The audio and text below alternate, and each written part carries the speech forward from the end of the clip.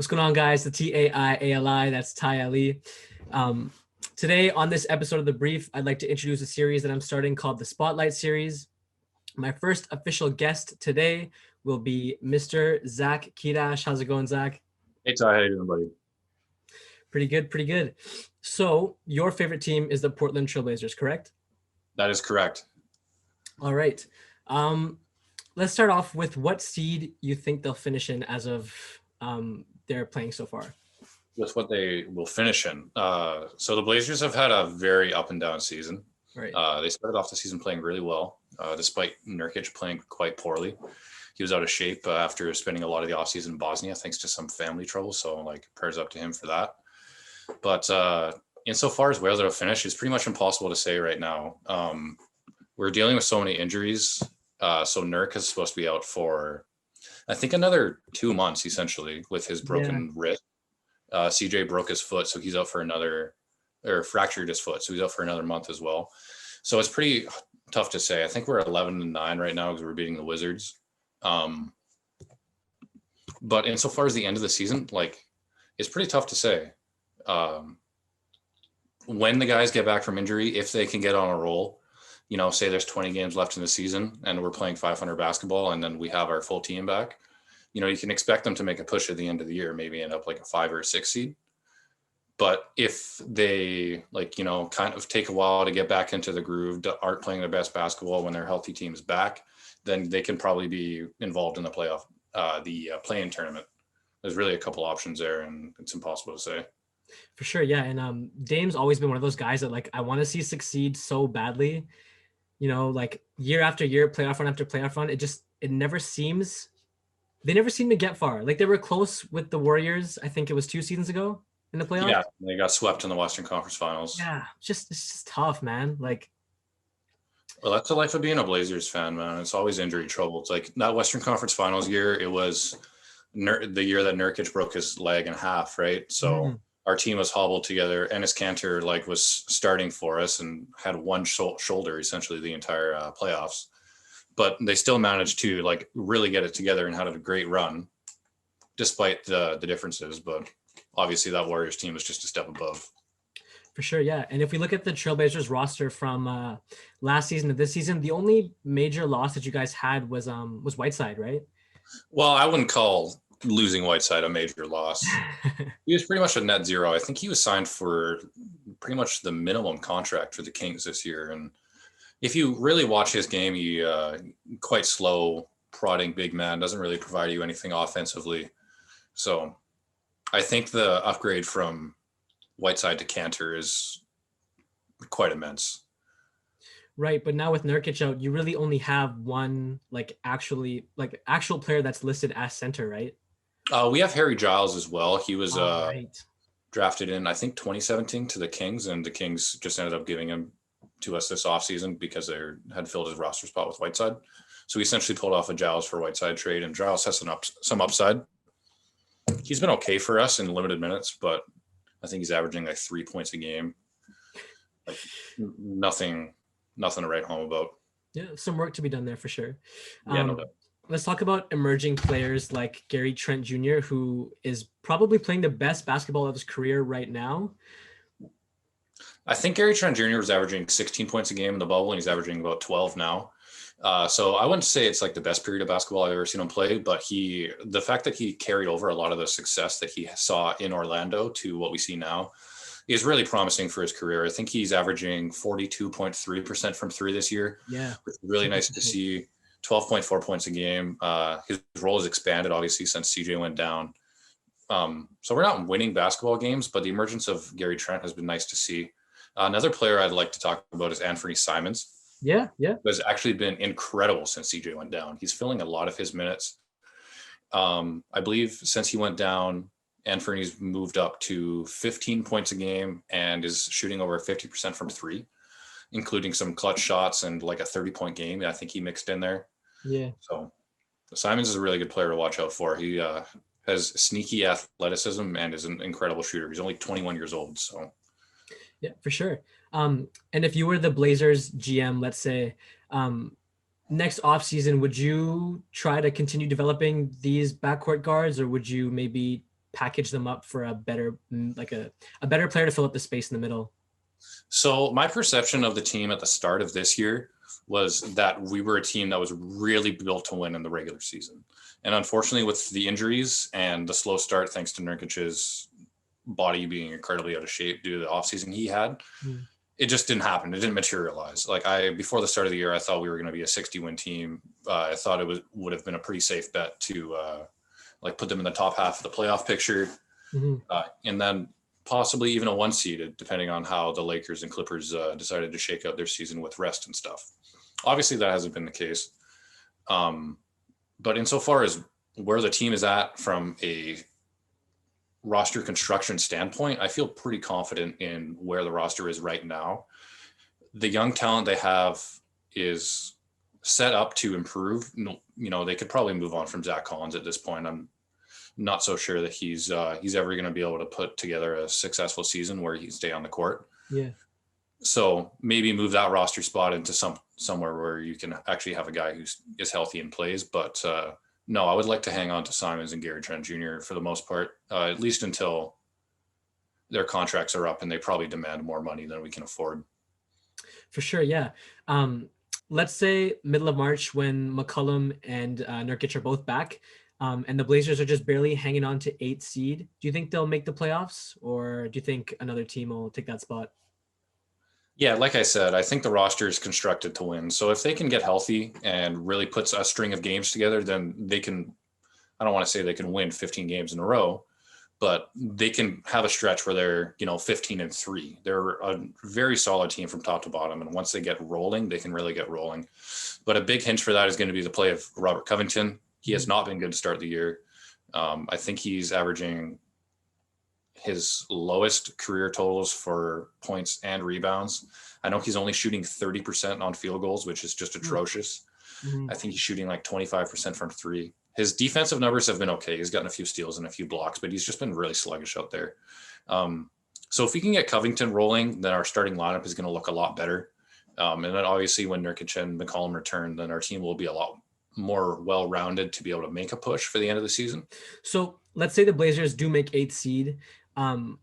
What do you think of the possibility of an upset? Because they're probably going to face the Lakers or the Clippers first round of the playoffs, right? What do you think are the chances of that? So, well, you can see exactly what happened in the first round last year. We stole that first game, and then we got gentlemen swept by the Lakers. I would like to think that this roster can compete a little bit more. We've got a little bit more size in the front court. I don't think Zach Collins is supposed to come back at all this year. So in order to actually compete with a team that has Anthony Davis and LeBron James on it, there would have to be a move to get some more size, because I don't think any team in the West, minus Utah, can really stop that front court. So I don't want to say that we'll be swept again if we're the 8th seed, but it's probably more likely to happen than a Blazers win. So like as of right now, the way the roster is constructed, what do you think the Blazers are missing? Like what one step are they away from, making the conference finals or even making the NBA finals? The thing that's really plagued the Blazers roster ever since Clyde Drexler went to Houston is a lack of a creating wing player. So CJ is great as a 2 guy. This Carmelo, man. Oh yes, if we could, do you have a time machine? A time machine for Carmelo Anthony to go back to like 2009 would be exactly what this roster needs. He did get the two things we really need to compete is a healthy roster and a guy in Robert Covington's position who can actually, make shots and create a little bit off the dribble. Yeah. And unfortunately, I don't think that that's available with the capital that the Blazers have to spend, unless they wanted to ship out Gary Trent, Anthony Simons, a couple draft picks, and then maybe they could get a guy like, I don't even think they would be able to get Bradley Beal with that package, but Raptors need to grab Bradley Beal, man. He needs to come to the North. It would be a very nice acquisition. But again, like what do the Raptors even have to be able to give up for a guy like Beal, right? I think if you package up like Norman Powell and Boucher, maybe you could potentially get a Bradley Beal, but well, look at what it took to get Harden. It was Victor Oladipo and 3 first-round picks at Houston. Yeah, they shipped up the team. Man, it's tough, man. The trades in the NBA is a seller's market right now.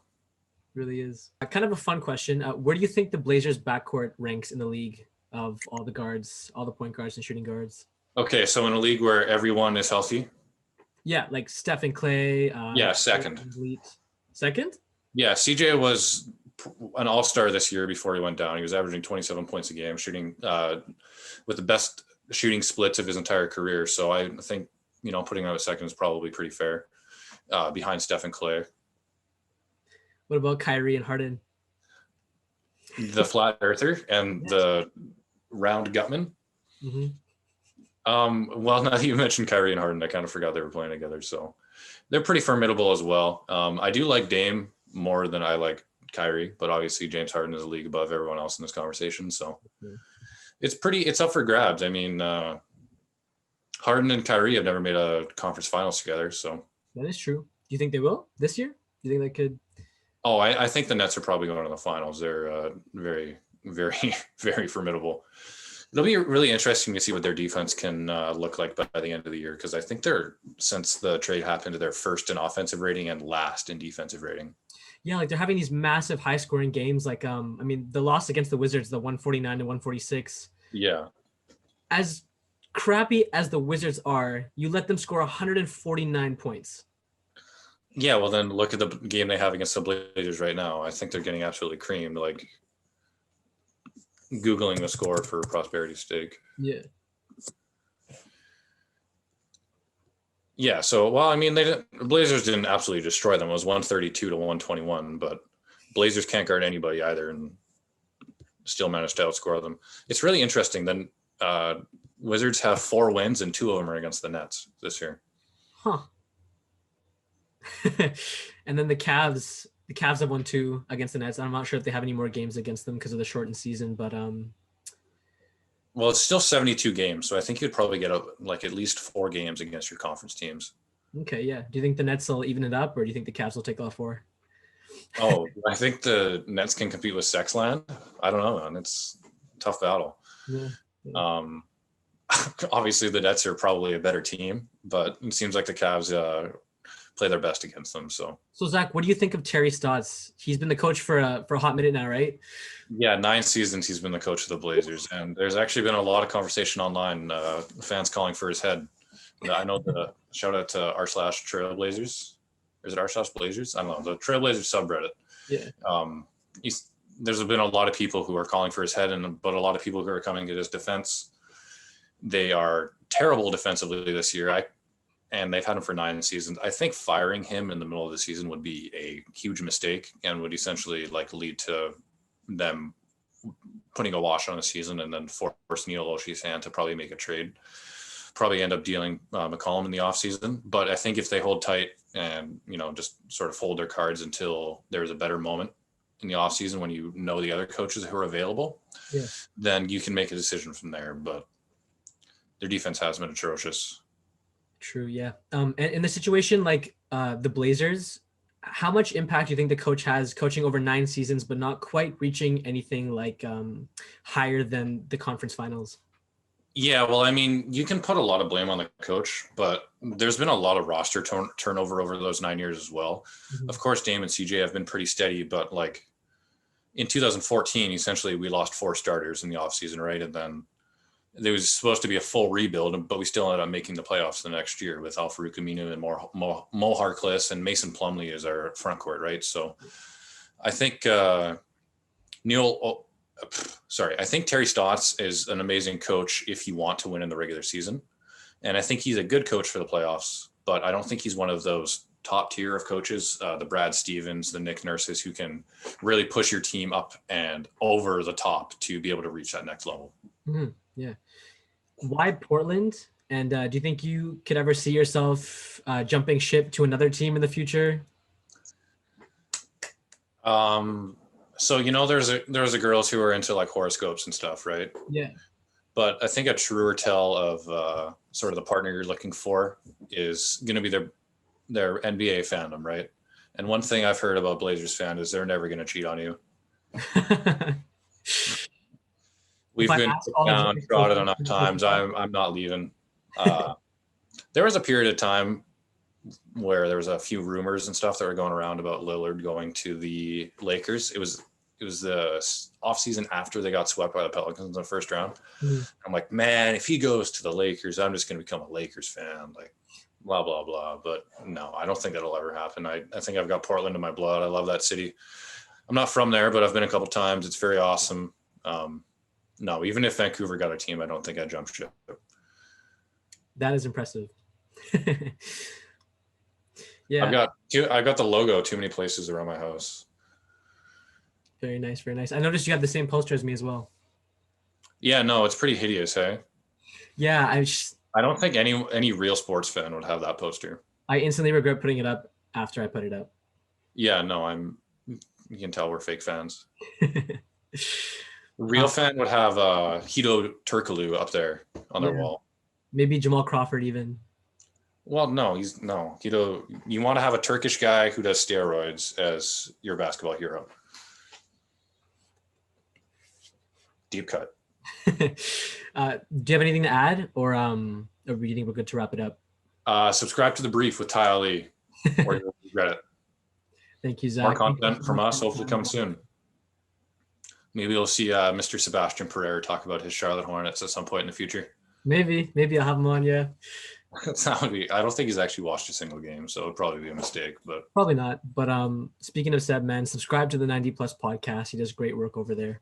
Yeah. What's going on, guys? I just wanted to thank you for being so patient for this video. A little bit of a different format than you're used to on this new series that I'm starting called the Spotlight series, where I talk to my friends and colleagues about their favorite NBA teams and how far they think they're going to go this season. My laptop was having some serious problems last week, which is why I wasn't able to release the video, but I hope you guys like it. It's finally out, and once again, thank you for all of your support. Thank you for liking, commenting, sharing, subscribing, and being so supportive. It means everything to me. Stay tuned for the next video, y'all. Peace.